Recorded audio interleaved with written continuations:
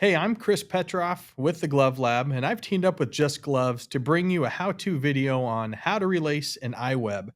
iWeb is your most popular web that's found on most infielders' gloves from about 11 and a quarter to 12 inches. So I hope you enjoy this video. If you have any questions or comments, leave them down below. Thank you. So today I'm going to be showing you how to lace up a iWeb, one of the most common infield webs that there is. Found on most gloves sized anywhere from 11 inches up to 12 inches, both baseball and softball patterns. So we're going to start with a 72-inch piece of lace to do both the top and the bottom of this web. And we're going to be using a lacing needle. This is a 6-inch stainless steel lacing needle that is threaded onto the lace. And to start, we're going to be starting on the top horizontal bar of the web.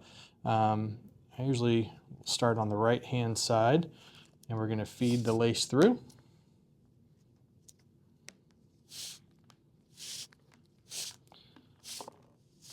And when we get to the end here, I got it flipped around, so we're going to I usually want to leave about 3 to 4 inches so we can create that knot once it's laced into the glove. So with our lace through that first kind of bottom rung, we're going to come through first thumb hole on the bottom.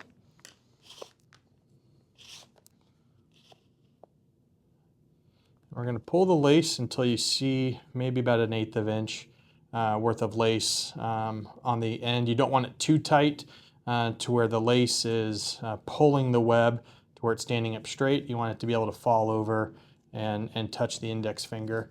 On the palm side, I'm going to twist the lace just so the rough side of the lace is going to lay flat against the thumb. And now we're going to pull through that top hole. As we're pulling through, we just want to make sure that the smooth side of the lace is showing, which it is. And now we're going to take our needle and we're going to feed it through the top of the web.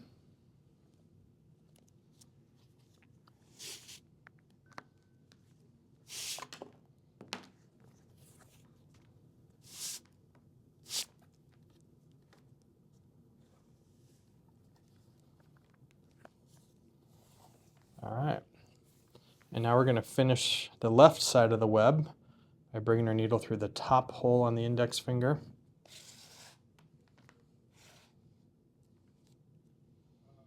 And the bottom hole on the top of the index finger. I always start with the top because it holds the web in place for the bottom portion, the X's. And it's important to have this web stationary and held in place by the top before we get going on the X's. What I have found in the past when I've started on the bottom is that the X's, the tension of the X's can get kind of out of whack. So I've, for years now, have done the top portion of the web first.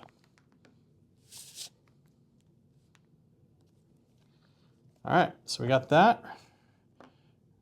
Snip it. And there's our top part. All right, so now that we have the top of the web finished, we're going to start on the bottom, the double X's here on the bottom. And where I usually like to start is in this hole right here. And for Wilson's, we're going to run it right underneath this bottom bar. Then we're going to leave, again, 3 to 4 inches of lace at the top for the knot. And we're going to come out this middle bar, this middle hole, excuse me. Okay.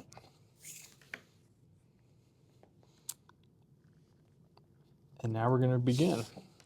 So this lacing pattern is nice with these lacing overlays here. Just provides a little extra added protection for the stitching. Over time, as you catch more balls in the pocket, sometimes I see that stitching does fail in certain iWebs, so having that extra stitching there really does add a little extra level of protection. We're going to leave, like I said, about 1/8 inch of lace. And we're going to come through the bottom of this index hole, just making sure, again, that the smooth side is shining up on the index finger. This lace got a little twisted, but overall looking good. All right, give the lace a little twist, and now that we enter in the base of the web, we're going to go in through the side and we're going to come out on that third hole. So we'll have 1, 2, 3, 4, 1, 2, 3, 4 that I'm going to be referring to as we go along. So we came in through the side of the web and we exited on top 3, and now we're going to go in bottom 4. But when we go in bottom 4, we're not going all the way through to the palm side. We are going to go through the exterior shell from bottom 4 to bottom 3.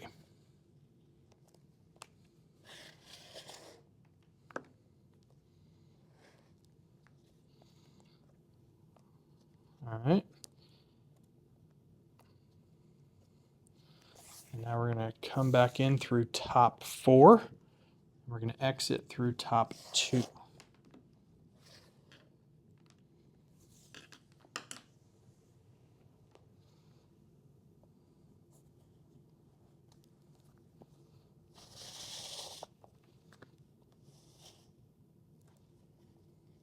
Just like that. Take my pliers and give this lace a twist so the smooth side is showing. And now that we've come out top 2, we're going to go in bottom 1 and out bottom 2.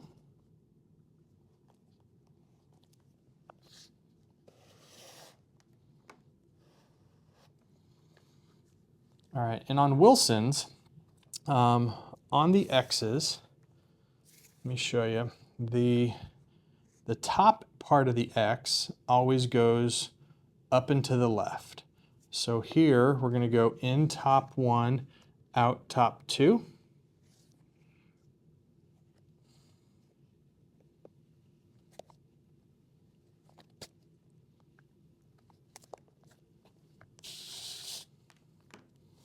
So on the X's, you'll see that they always, the top lace always goes up and to the left. So now that we've finished our first X, we're now going to start our second X. So we're going to pass the needle right underneath that top X.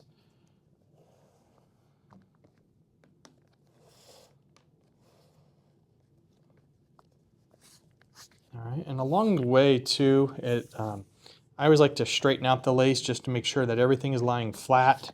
It's organized, looks good. It's a lot easier to keep the lace organized and neat along the way than trying sometimes to fix things when all is said and done. So watch your lace tension on these second X's. So that one's looking pretty good. Now that we've come through the palm of the glove on bottom 1, we're going to come through bottom 2 and come right out through the exterior shell.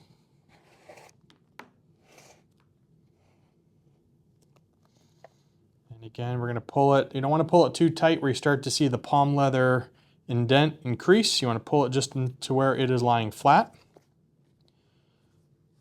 And now with this run here, we're going to go in 1 and out 3.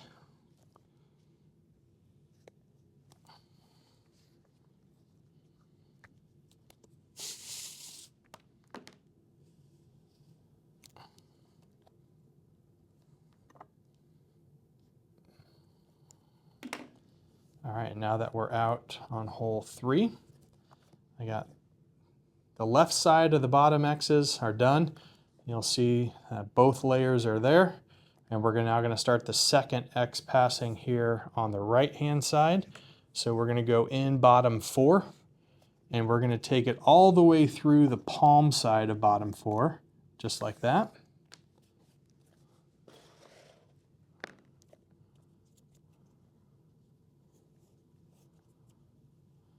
And that time it got a little twisted, but that's all right. We'll pull out that twist.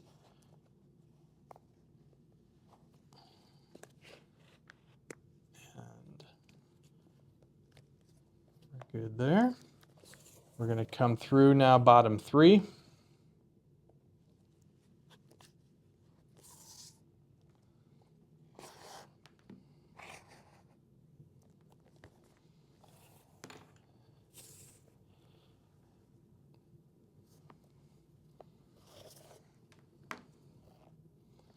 Now there are a number of ways to lace the bottom portion of an iWeb.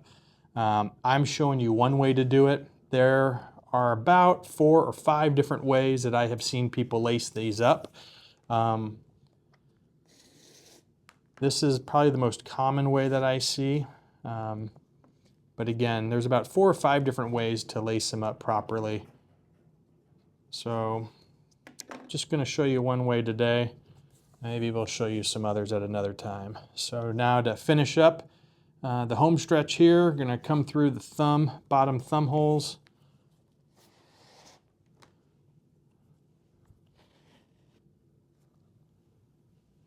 Give the lace a twist. I'm giving the lace a twist so it lines up the rough side with the leather. So as we pull it through, the rough side is facing down, smooth side is facing up. And now we're going to bring the lace through here. And now on this last run, we're going to take the needle through these holes. And there are holes on the back side of this horizontal bar that we're going to go through into the web and out, just like that. So you'll see that the needle went through both the vertical and the horizontal bars to kind of secure them together.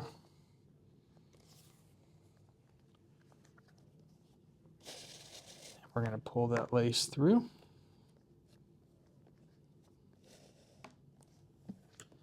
And then we're going to finish up by bringing this lace right out through that right side lace hole. Use my needle nose to twist it. We're going to cut it, and that is how we lace up the bottom. So now, in order to tie these knots, I'm going to give each one of these about a 45-degree turn, so they're sitting at angles just like this. And I'm going to go right over left, pull that knot down. And then now I'm going to go left over right. And we're going to pull that knot down. And we're going to do the same thing with this one. 45-degree turn here. That one already has it. Right over left. Left over right.